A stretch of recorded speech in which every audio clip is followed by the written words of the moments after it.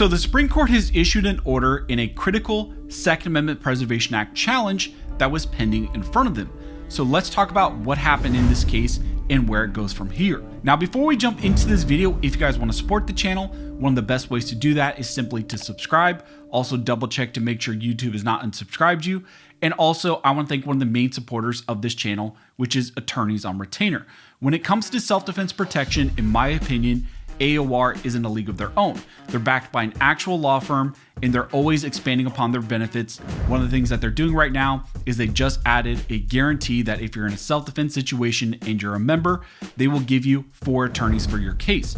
So again, check out AOR using the link down below. And if you sign up using my code ARMEDSCHOLAR, you can get $50 off of an individual sign-up plan or $25 off of a family plan. As I mentioned in the intro, in this video, we're going to be talking about a significant Second Amendment Preservation Act case that was seeking Supreme Court emergency review.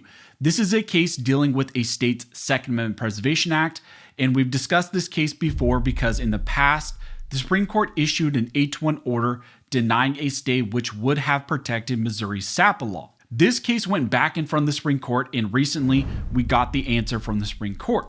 The Supreme Court, in a recent order list, denied emergency review to the Missouri SAPA case, but this case is far from over and it's not done yet. Now, you might remember that in this case, the Trump administration continued to argue that the SAPA law is invalid in some of its applications and that the Supreme Court should deny review to this case.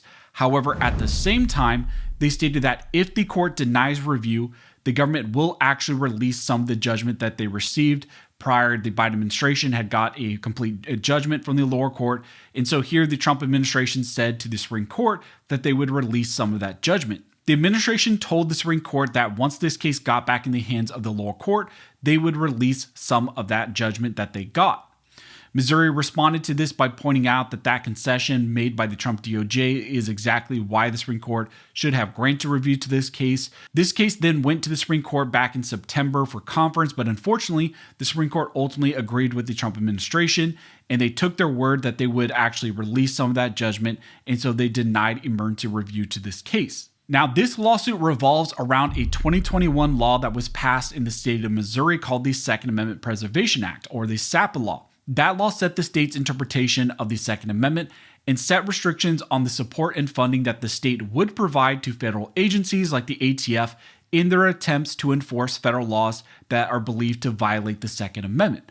The law prohibits Missouri's officers, agents, and government officials from helping federal agents like ATF agents who are attempting to enforce those inconsistent laws. The law also created a civil remedy where anyone could sue a Missouri official if they helped to enforce a federal law that violated the Second Amendment. So the law aimed to give the true enforcement powers to the residents instead of the state or any of its officers or agents. In this Missouri case, the District Court on Review ruled in favor of the Biden administration, striking down the Missouri SAPA law entirely.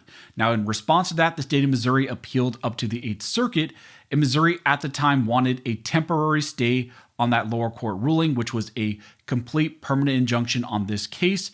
And that was denied by the 8th Circuit. And so at that time, the state of Missouri decided to seek emergency Supreme Court intervention. And that was the first time that they went to the Supreme Court on an emergency basis. However, on review, the Supreme Court issued an 8-1 order denying that emergency stay. Only Justice Thomas was in favor of stepping in and granting that stay. So after that, the case was sent back down to the 8th Circuit, who then held expedited arguments in this case, and the 8th Circuit ultimately ruled in favor of the federal government once again, striking down all of the SAPA law.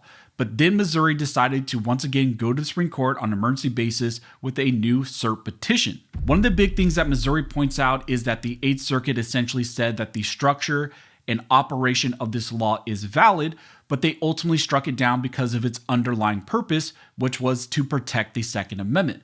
Missouri argues that the 8th Circuit went against clear precedent and found that state officials could be sued because essentially there the court believed that the state played a role in enforcement of the law by simply complying with the state law, which told them to essentially not do anything. So not doing anything was actually doing something. Now, this law was originally opposed by the Biden administration, but now the Trump DOJ, of course, has control of this case. And initially, they stalled out the response for multiple months in this case, but then we received their answer in this case. And in the response, the Trump administration continued to argue that the SAPA law is invalid in some of its applications and that the lower court got the decision correct. However, at the same time, they argued to the Supreme Court that the Supreme Court should deny emergency review to this case and instead let this get back down to the lower court for a final merits decision. And they stated that if that happens, the Trump DOJ was willing to release some of the permanent total injunction that the Biden administration got from that lower court. So they said that they would release some of that judgment. They argued in that response that having reevaluated this case, the United States has concerns about whether the judgment below extends too far and enjoins applications of the act that do constitute mere non-enforcement of the federal law protected under the anti-commandeering doctrine. And those concerns are exacerbated by the uncertainty in the pre-enforcement posture about how certain provisions of this act will be applied and about whether the provisions on which the Eighth Circuit focused are indeed inseparable from the rest of the act. Given those concerns, the United States has decided that it would acquiesce in narrowing the scope of the judgment when the district court regains jurisdiction over this case. So after stalling the case for a few months, the Trump DOJ responded by continuing to argue against the SAPA law, but at the same time, they said, Supreme Court, if you deny review to this case, we will release some of that judgment that was granted by the lower court. And ultimately, the Supreme Court sided with the Trump administration in this case, and the recent order list from the Supreme Court decided to deny emergency review to the SAPA challenge. Now, despite that denial, this case is not yet done, and it will still move forward at the lower court level. As the United States stated in the request for the denial in the Supreme Court, once this gets back in the hands of the lower court, it will head towards a final merits determination. And also at that time, it will be on the Trump administration to decide if they will actually stay true to that promise and release some of that complete injunction that was won by the Biden administration. So there may be some ways in which the SAPA law will be implemented while the case moves forward towards a final judgment in the lower court. So even though the Supreme Court denied emergency review to this case, it will move forward at the lower court level, and the Supreme Court will send this back down to the Western District of Missouri, and the United States government claims that they will be actually releasing some of the judgment that they got before. Now, whether or not they stay true to that, we will have to wait and see, but that is at least what the Trump administration argued in the Supreme Court for this to be denied review by that court. So unfortunately, once again, the Supreme Court denied emergency review to a two-way case and denied getting involved in this challenge right here now. But there is still hope and positive movement in favor of keeping the Missouri SAPA law in place in some of its applications. And that is based on the Trump DOJ saying that they're going to release some of the total injunction that they got, maybe let some aspects of the enforcement go into place and really see how does that play out. So as we get more information, as this case develops, I will let you guys know. If you like this video, and you would like to support the channel, one of the best ways to do that is simply to like, comment, and subscribe. All those things help to fuel the algorithm. Also, you can check out one of the two videos here on the screen that the YouTube algorithm thinks that you will find helpful. But as always, thank you all for watching. Don't forget to like, comment, and subscribe.